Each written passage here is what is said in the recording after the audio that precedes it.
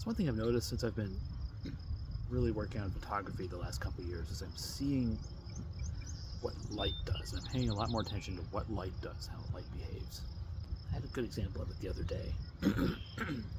It's not even just seeing where the light's shining on a subject, or trying to figure out how to, whether you want a backlight, side light, full front, any of that sort of stuff. But it's actually seeing the things that light can do in different scenarios.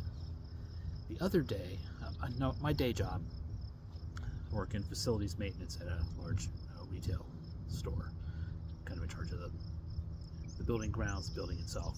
You have a lot of responsibility for all that sort of thing.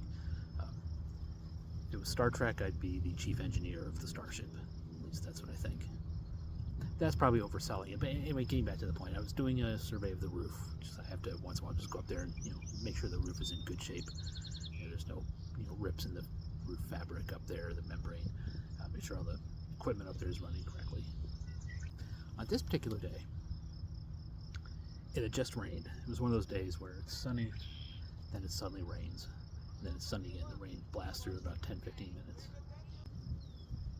Anyways, photographers, we all know about golden hour, the hour at sunrise and sunset when the light is just absolutely amazing. One really good time though to go out and look and see what the light is doing. It's right after a warm summer day, right after a rainstorm. The light always seems to have a special quality just right those first probably 15, 20, 30 minutes after the storm goes through.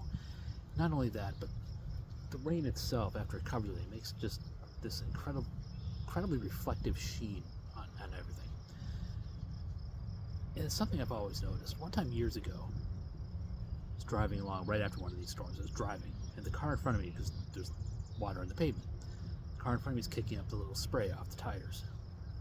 But because of the way the sun was on that particular day, there were little rainbows just on it seemed like there were rainbows right underneath the tires, like the car was driving on two rainbows. It was just amazing. So the other day I'm on the roof right after the storm. I look down at the lot and I just see light gleaming and reflecting off the cars onto the pavement. I took out my phone, took a quick picture, and then ran it to a quick and dirty edit on Snapseed. This was not a raw Lightroom, this is just a quickie. Here's what I got.